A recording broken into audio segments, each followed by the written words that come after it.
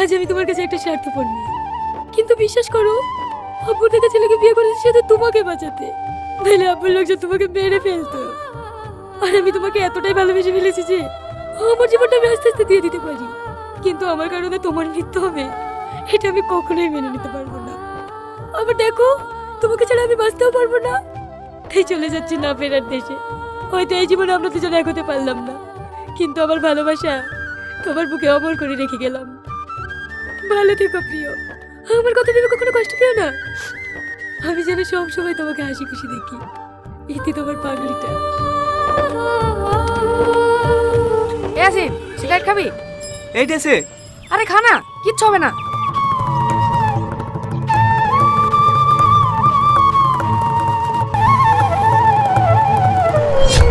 সালমা, এই সালমা কোথায় যাইছো? দাঁড়াও বলছি, দাঁড়াও। এই তুমি এরকম করো না প্লিজ।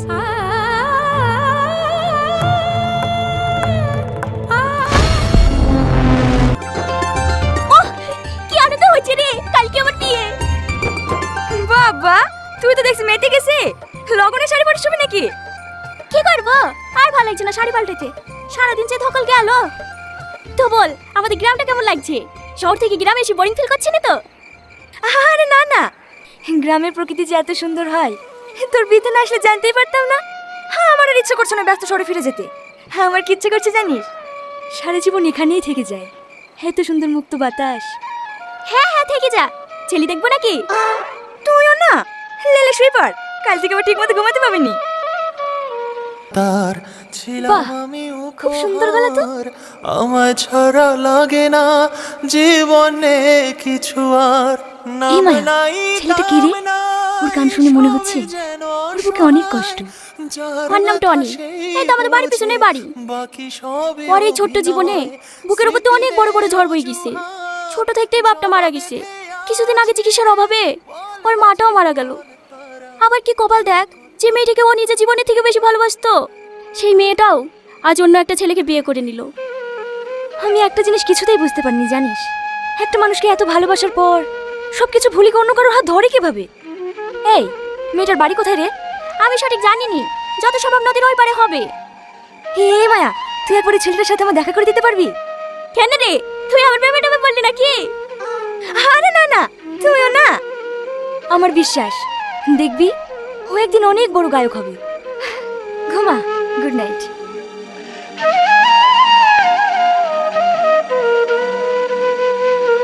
তাই বলিস ভাই, গঙ্গার মাছের মতন কিন্তু কোনো মাছের স্বাদ লাগে না।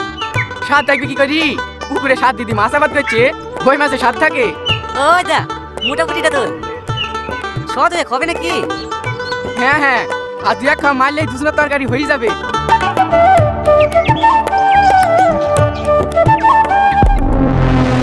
এটা কে? এই লুটু, এই কি নাই? এই ভাই, এই মেয়েটা আবার কোথা থেকে আসলো? মরে গেছে নাকি? না না, এ কোনো জানাসে লাগছে। তুই তাড়াতাড়ি আবুল ডাক্তারকে ডেকে আয়। ঠিক আছে ভাই। হইতা ওই ছেলেটা। এই টানি শোন।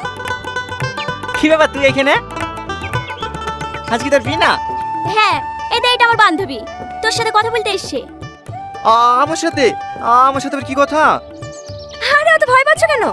তেমন কিছু না, তোমার গানের গলাটা খুব সুন্দর। কোথায় শিখেছো এমন গান? হে রীতি, তোরা কথা বল, আমি আসছি। এই রামিসা, কথা বলা হয়ে গেলে ওকে নিয়ে চলে আসবি। কি হলো, কিছু বলছো না যে? কি বলবো? গান কোথায় শিখেছো? গান কোথায় শিখবো? চাষে বসে মানুষ মাঠে মাঠে ছাগল চড়ায়, আপনি খেলে গান গায়, আমাকে আবার কে শিখাবে? চলো। কোথায়? কলকাতায়। আমি? হ্যাঁ তুমি, তোমার গলাটা সত্যিই খুব সুন্দর। আমি চাই না এখানে পড়ে পড়ে নষ্ট হোক। তোমার গান আমি গোটা পৃথিবীকে শোনাবো। কি যাবে তোমার সাথে? সত্যি বলছেন ম্যাডাম? আমার গান সবাই শুনবে? হ্যাঁ ম্যাডাম না, আমার নাম রীতি। তুমি আমাকে বন্ধু বলতে পারো। বন্ধু? এদালে খেলে বড় মা। কি হলো, কিছু বলবি? হ্যাঁ বড় মা, আমি তো তোমাদের কাছে কোনো কিছু চাইনি। কটা টাকা লাগবে? চাবি কি করি? তোর যার মুখ আছে, তোর মা জিজ্ঞাসা করতে যে টাকা গুলো লিছি সেই টাকাগুলো তো এখনো শোধ করতে পারিসনি। তোর উপর আবার তুই বলে গিলিস, বল কটা দিতে হবে? ওই 200 টাকার মতো দিলেই হবে। 200 টাকা? এই অতটা কি করবি রে? কলকাতায় যাবো তো। কলকাতা যাচ্ছে? আমি বড় আব্বা।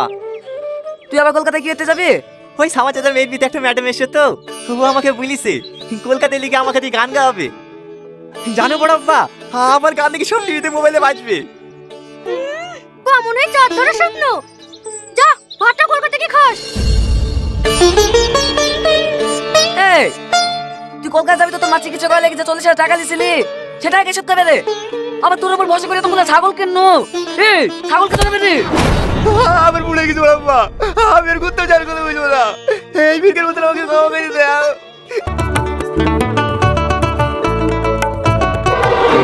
চপ চপ চপ, এই চপ চপ চপ চপ। দাঁড়াও।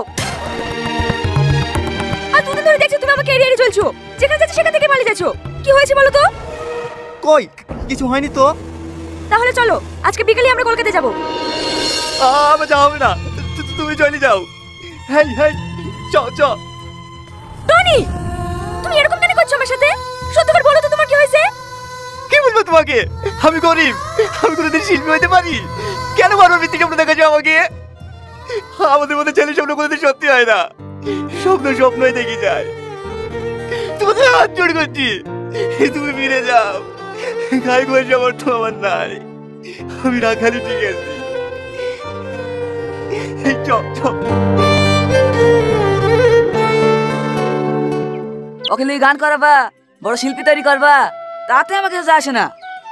কিন্তু আমার চিকিৎসা করলে কি যে 40,000 টাকা ঢাল দিছে সে টাকা কে দেবে? চাচি, আমরা তো দেখছি 4 বছর ধরে আপনাদের বাড়িতে কাজ করছে, ওটা কাজে শোধ হয়নি। এই মেয়েটা আবার কি বলছে? কাজ করে খায় না নাকি? ও তো কথা বলে লাভ নাই। আমি 40,000 টাকা ফেলেও খালি যাও, আর না বলে বাড়ি থেকে এসছে বড় শিল্পী করতে। ওগো সাথে তো বাজারে যাবো। এই লেন ধরেন, এটা বেচলে 40,000 টাকার বেশি হবে। এই রামিসা, যাও ওকে গঙ্গাধার থেকে ডেকে লাইগা, আজকেই যাবো কলকাতায়।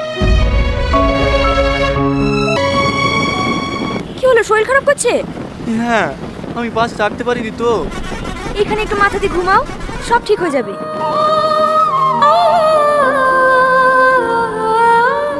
কি হলো, খুব শরীর খারাপ করছে? এলাও একটু পানি খেয়ে নাও।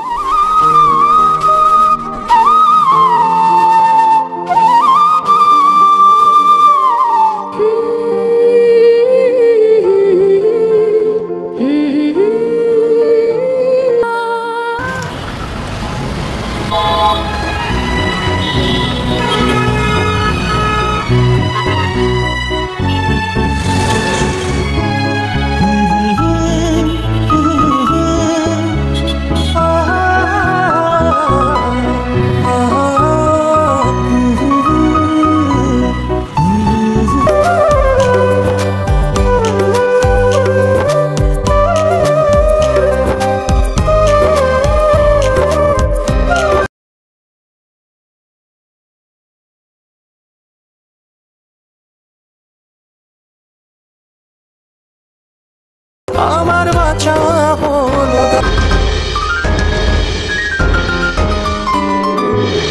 সালে আজও রয়ে গেলে এর আশাতে কাটেনি আচোর স্মৃতিদের অজুহাত জমা বেঁধে আছে বলে না জীবন তারা আর কত কাঁদাবে আর কত কাঁদাবে আমার বাঁচা হলো তাই